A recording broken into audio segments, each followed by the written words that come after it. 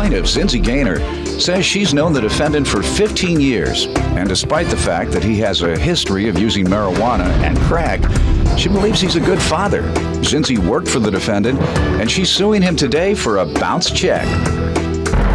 Defendant Eric Suter has no idea where Zinzi got these drug allegations from, and he claims they had a good relationship until this lawsuit came about.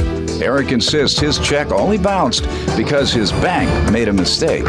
Let me hear from you first. Well, Judge, I've known Mr. E here for over 15 years. Me and his daughter grew up together. She calls my grandmother grandma, and I call him uncle.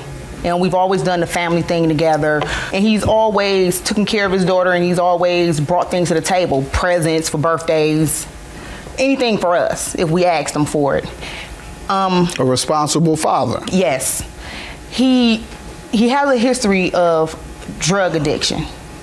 Marijuana, crack cocaine, alcohol. How's that responsible? When I That's say pretty hard to be responsible while you're smoking crack. Do your homework. I mean, yes. Clean your room. I mean, yes, Judge, but she never went without. She always had food, always had a roof over her head. It takes a little more than that, but go ahead.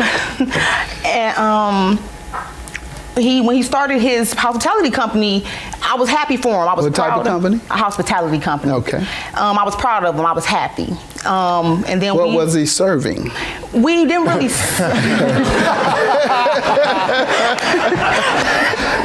we set up a party, served food, cleaned up after, things like that.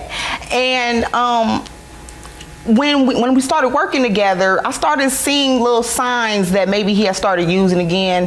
He would disappear for days at a time, and then when he would resurface, it's I wasn't feeling well, I was in the hospital, or I was out in New York visiting my other family.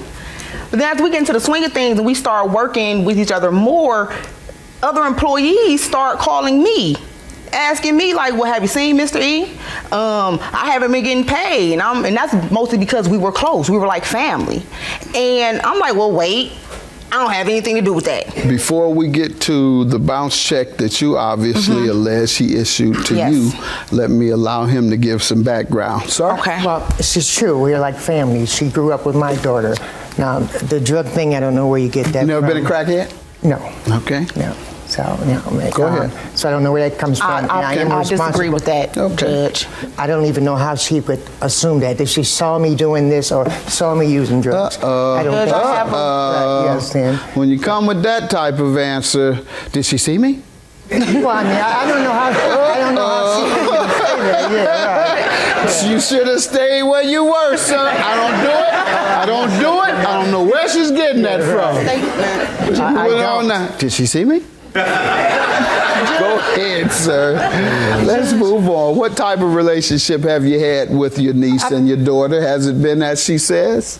A good relationship, Good. and I've always paid the people that work for me, and nobody has never got their money except for this situation here. And then she got recruited to the ABWA, What's and that? So, the Angry Black Women's Association, because we used to talk. We used to talk all the time and stuff, Right, so, and she used to ask me for advice.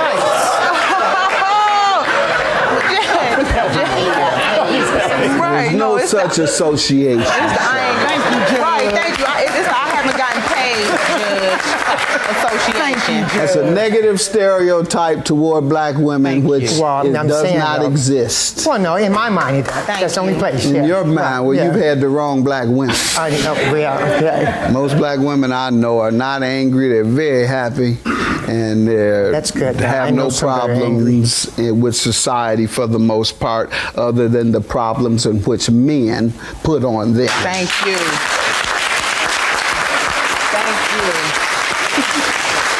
Oh, God. That's pretty hard to be responsible while you're smoking crack. Do your homework. I mean, yes. Clean your room. Defendant Eric Suter has known the plaintiff for 15 years, and she claims Eric has a history of marijuana and crack cocaine use. Then again, sir, I'm sorry. There are some women who are just... Thank you. In fact, I have been a victim. Let me see. For about 30 years. And the perpetrator is sitting in the audience right behind you. Ooh. This is my godmother who mentored me throughout my profession. That's good. Her name is Annette Rainwater, and much of my success is due to her giving me tough love in my profession. Exactly. So, if you know any association that exists, she's the head of it. But there's no such association. No. You have women who try and motivate you and make you strong because some black men are weak. Yes. Now, there may be an association. Yeah. Go ahead. I worked from the 24th to the 25th of March. He wrote me, this is the first time he wrote me a personal check out of his own account for the $140. What date? He wrote me the check on the 27th of March. My mother picked the check up for me, which is my mother right here. She picked the check up for me and deposited into my account for me that Sunday. You all look like sisters. Very young looking mother. So that Tuesday, the money was in my account. I made a few small transactions. Everything was fine. Come the 31st, his bank took the check back for insufficient funds. I checked my account on the 4th of April. I was negative maybe $36 and some change. So ultimately what happened? You never got your money back? Ultimately what happened, he kept telling me he could cover the $140 that I actually worked for, and then we would work out something about the bank fees. You admit to bouncing the check? I have my bank statements. What you have. The check. Sir, what do you want to tell me about this? Well, anyway, the check did not get cashed for some reason, but there was never a moment when my account was with insufficient funds. And I have this to show that. What is that? It's a statement from my bank during that period of how much money was in the bank and when her check was written. So did you ask your bank why they did not cash her check? They said they don't know why that their bank did that. Let's get this clear. You write a check to her. It bounces. Right. She comes to you.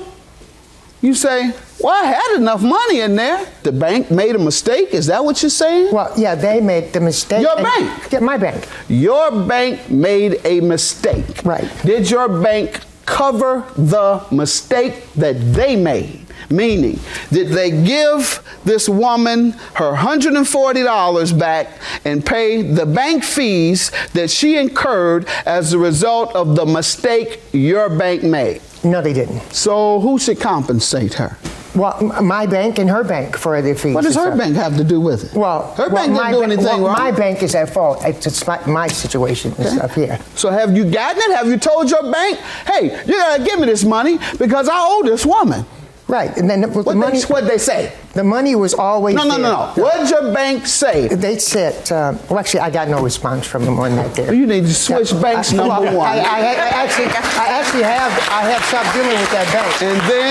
And then you need to sue your bank in small claims court. That's on my agenda. Okay. Right. But it shows here that they know they made a mistake because they charged me insufficient fee funds, but then they gave it all back to me because they knew the money was there. And they gave you back yours, but they didn't give her hers. I gave her hers, yeah. So why didn't you give her hers out of yours? Actually, I offered to give her the $140 on a couple of occasions. Hold on. You did offer to make good on the check? Right. Okay, $440. And ma'am, I see you're suing for $558. Yes. I assume that's for the bank fees. How much were your bank fees? $418. You need to change banks too. All right. Kick me out. Kick me out. Sir, it's your liability. The fees that she incurred is a direct result of you and your bank's mistakes. And so she is to be compensated by you for the fees. All right. $558 for the plaintiff. Have a good day. I am not a member of the Mad Black Woman Association. Angry Women's Association. Okay, Angry Woman, whatever it is. I'm a member of the Ain't Getting My Money Association. That's what it is. We're still family, though. This is nothing. That's got nothing to do with my heart and stuff, this money thing and stuff. I won't work for you no more, but you more than welcome to come to the barbecue. More than welcome. Thanks for the invitation.